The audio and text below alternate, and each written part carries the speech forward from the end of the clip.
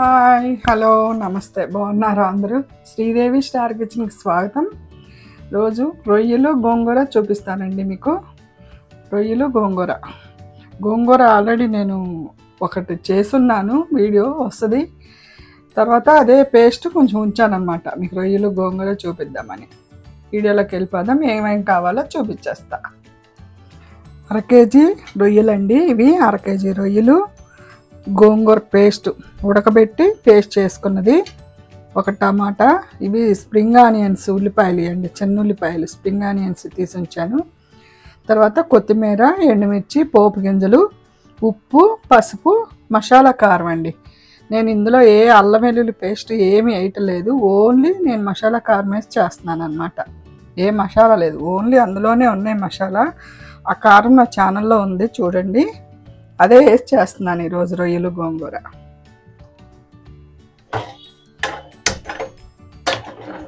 First oil వేసుకుందాం.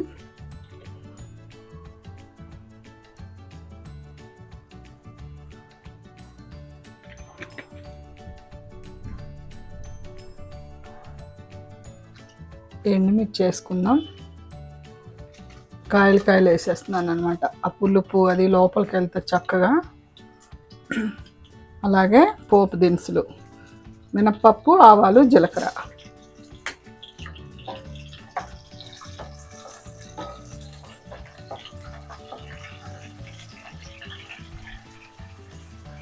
ఇంగువ.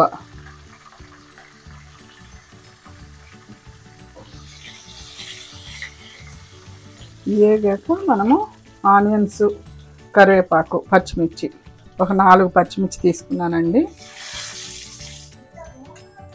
వేగినవి. ఇప్పుడు ఉల్లిపాయలు, కరివేపాకు వేసుకున్నాం, పచ్చిమిర్చి.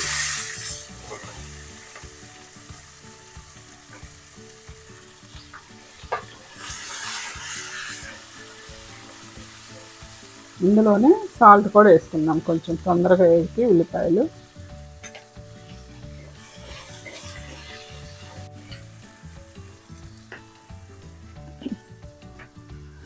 కొంచెం ఎర్రగా వేగనిద్దామండి. ఉల్లిపాయలు వేగినాయండి. కడిగి శుభ్రంగా నరాలు తీసుకున్న రొయ్యలు.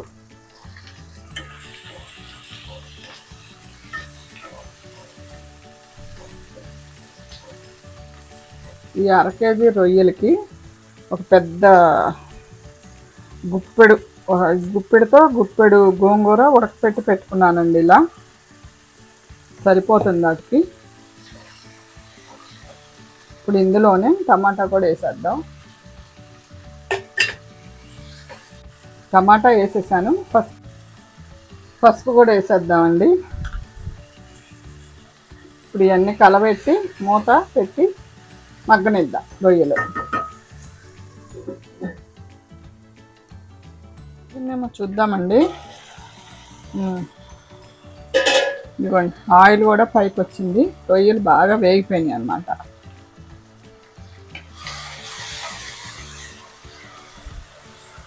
ఇప్పుడు ఇందులో మన మసాలా కారం ఉంది కదండి, అది వేస్తున్నాను.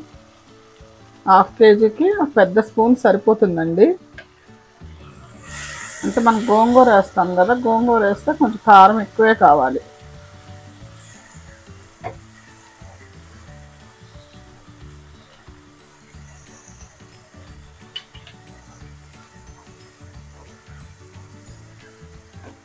మనం అల్లం వెల్లుల్లి పేస్ట్ ఏమీ లేదు, అయినా మంచి వాసన వస్తుందండి మన మసాలా కారం. అన్నీ అందులోనే వేసి కారం ఆడిచ్చాం కదా, రోజు మిక్సీ వేసాను కదా, సేమ్ అదే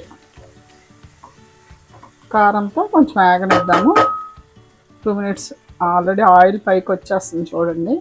ఒక 2 మినిట్స్ మూత పెట్టేసి సిమ్లో పెడదాం. చూద్దాం, 2 మినిట్స్ అయిపోయిందండి. ఆయిల్ కూడా పైకి వచ్చేసింది. అసలు ఎలాగైనా తినేయచ్చండి. అసలు ఆ కారం అయితే భలే ఎంత మంచి వాసన వస్తుందో. ఇప్పుడు ఇందులో గోంగూర మనం పేస్ట్ ఉంది కదా, ఇలా పేస్ట్ చేసి పెట్టుకుంటే మనం ఎన్నిట్లోనైనా వేసుకోవచ్చండి.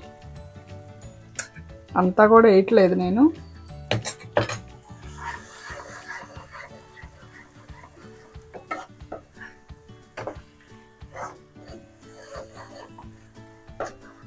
గోంగూర అంతా రొయ్యకు పట్టేలాగా కొంచెం వేపుకుందాం. అప్పుడు కొంచెం యాగనిచ్చాక వాటర్ వేసుకుందామండి. 2 స్పూన్స్ వేసాను పేస్ట్ అంతే. మనం ఏం లేదు, పేస్ట్ చేసి పెట్టుకుంటే హాఫ్ కేజీకి 2 టేబుల్ ఈ స్పూన్తో 2 స్పూన్స్ చక్కగా సరిపోద్ది గోంగూర పేస్ట్.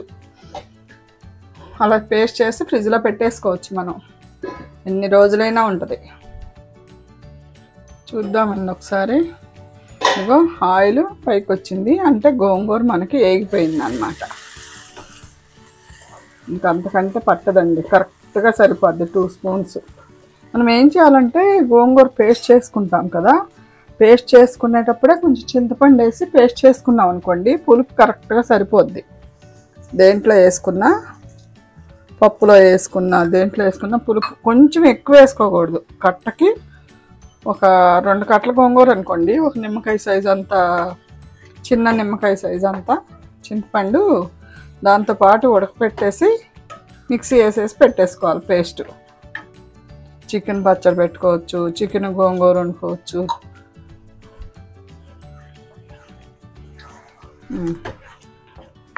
ఇప్పుడు ఉప్పు కారం అన్నీ చెక్ చేసుకుందాం ఈ టైంలో.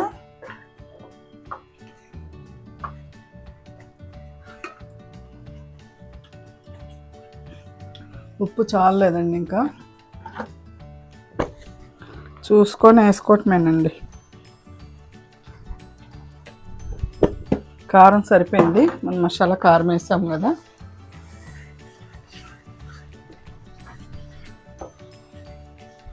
ఇప్పుడు కొంచెం కొత్తిమీర వేసేసి 1 నిమిషం సిమ్లో పెట్టేసి ఆఫ్ చేసేసుకుందాం. ఇంకా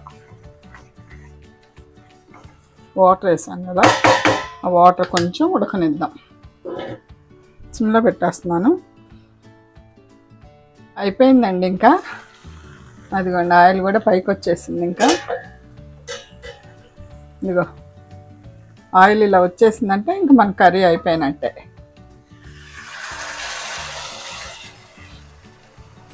ఉడికిపోయింది, ఇంకా అంతే, ఆపేసుకుందాం.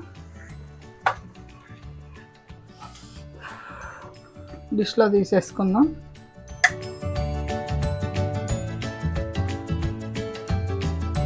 చూసారు కదా రొయ్యలు గోంగూర కర్రీ. మనం ఏం లేదండి, ఒక్క గోంగూర ఒక అంత తీసుకొని చక్కగా ఆయిల్ వేసి ఉడకపెట్టేసి కొంచెం చింతపండు కూడా వేసి ఫ్రిడ్జ్లో పెట్టుకున్నాం అనుకోండి, చికెన్ గోంగూర, చికెన్ రొయ్యలు, ఇంకేంటి గోంగూర పన్నీరు, చాలా చేపల పులుసు కూడా చేసుకోవచ్చండి గోంగూర పేస్ట్తో. అన్ని రకాలు చేసుకోవచ్చు, ఆ పేస్ట్ ఒక్కటి మన దగ్గర ఉంటే. చూసారు కదా ఎలా చేశానో, సేమ్ అలా చేసుకోండి, తిని చూడండి ఎలా ఉందనేది కామెంట్ చేయండి. నేనైతే టేస్ట్ చేస్తున్నాను. ఆల్రెడీ అన్నం తినేసానండి, అందుకే అన్నంలో తింటున్నా.